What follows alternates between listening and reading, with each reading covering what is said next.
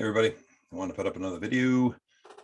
Today we're going to talk about control, and it's probably not going to be what you may think in regards to control. We're going to talk about control when it comes to and talking about mental wellness. And I know a lot of people initially are probably like, oh well, when I'm in the suck and I'm having anxiety and panic attacks and I'm depressed and my PTSD and my demons are all in my shit, I have no control. And it does feel like that. And I have been there and I still struggle with it. However, you have to break the habit. It is, and this is part of what makes PTSD, especially complex PTSD and a lot of other mental illnesses, so dangerous, is it gets you to create a personality and a behavior that you feel comfortable in because it takes over your thought process. You start to think that being upset and being negative and the fact that you have no control over everything, which is for a lot of us, especially those of us with anger issues because of our PTSD, it's because of that feeling of lack of control over things. So we start trying to control things we have absolutely no way of controlling, even if we didn't have PTSD. Things like other people's reactions, what happens in the world, who becomes president, a pandemic, the price of gas, maybe what happens to your car on the way to work, getting a flat tire, whatever it is. With mental illness, and again, specifically PTSD, we lose ourselves in it. We get so wrapped up in trying to keep ourselves safe, but we're not, that we forego self-care. We forego things that keep us on the uptick. And one of those things is losing ourselves in the mindset of what we can control. And instead of controlling what we can, which the only thing that you can control is yourself and your reaction, instead of controlling that, instead of focusing on that every day, we focus on so many other things that we have no control over, folks. And I'm just as guilty. Here I am, 7 years in to my true recovery with my PTSD and my healing. And I still struggle with it. I'm struggling with it this week. And it comes down to repetition of self-care. Whatever that looks like for you, whether self-care for you is tanning, is swimming, is reading a book, is quiet time, is meditation, is driving with the music loud, whatever, any conglomerate of healthy self-care, whatever it is for you, you have to routinely do it. And there is a large portion of people who can, sure, and this doesn't apply to you. But for a very large portion of people, we struggle with it, which is why PTSD, complex PTSD, especially in the first responder world, in the veteran world, you end up seeing so much anger. And it's not because, and I can say this because I've always been, and most of you out there who know me know that I've had some mean streaks in me. It's not that we're an angry person. It's not that we want to be angry. We're angry because we have no control. And it's not about giving us control. It's not about giving us the checkbook to balance all the stuff for the month. It's not about doing what we say for you to do, like what in like a relationship. It's not about my wife having to do everything I say. That's not the control we need. We've lost control of ourselves. And it is dangerous because you become comfortable with that. I know I have.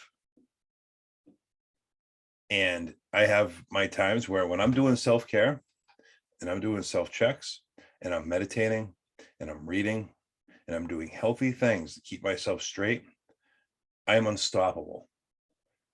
And there are people in my life who see that and want it to last longer because that's the real me. And a lot of people with PTSD go through that. It is a loss of control.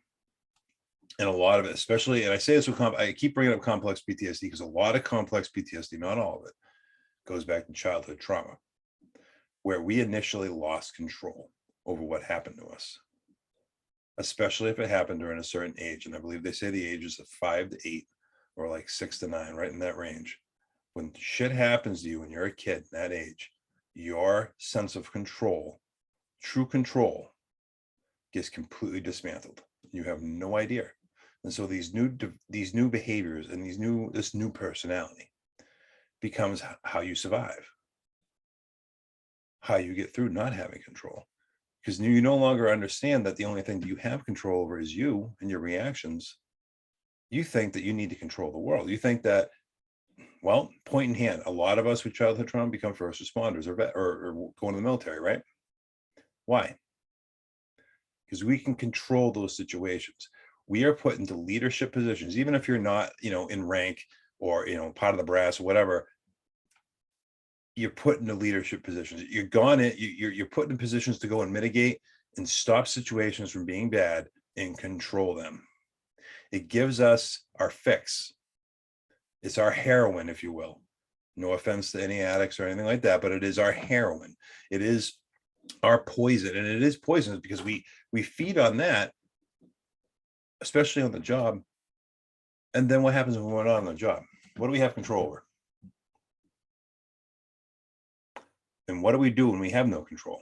We take it out on those around us and ourselves more than anything. And a lot of people forget about that. Sure, the obvious and what people see is how we take it out on those around us and our jobs and everything else. But what people aren't always thinking about, because it can be so disruptive and even scary, is what we're going through. What you're putting yourself through when you do not have, in practice, self-control, which is hard to do. You literally live in hell.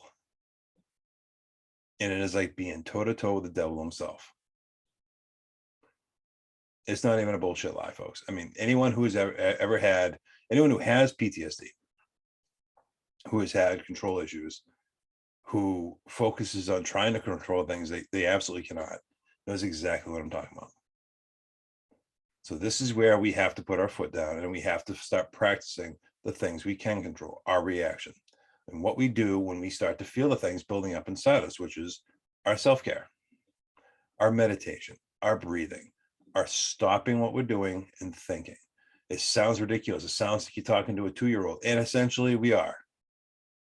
But it's basic shit, and I preach this all the time. It is hard to do, but it's all simple. Gaining control back is all about gaining self-control back. It's not about controlling what's going on in the world, because none of us will. If we start controlling ourselves, I can almost guarantee you'll start seeing the world become a better place. But the less self-control we have in this world, the more shitty it's going to be. And that's where we're at right now. And so a lot of people are feeling completely out of control. And the best thing I can tell you is to stop practicing self-care, which is why I preach the coaching, because it's all about talking. And if you can talk about things, you gain some control back. You have control over what you're releasing for information and what you're talking about and what you choose to work on.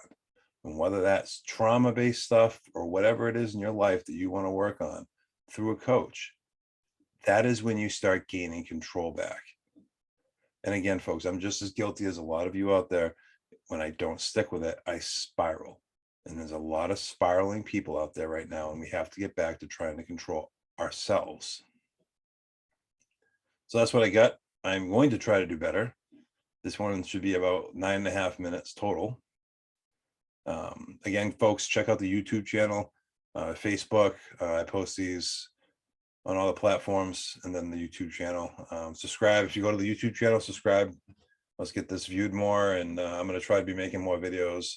Hopefully I'll get to the point where I'll have time to do at least one a day, but we'll see what happens as time goes on. Hope you folks enjoyed it. If you haven't gotten out and enjoyed the day, if you're in a New England area, we're having a pretty beautiful day. Get out there and enjoy the weather and be safe. Much love.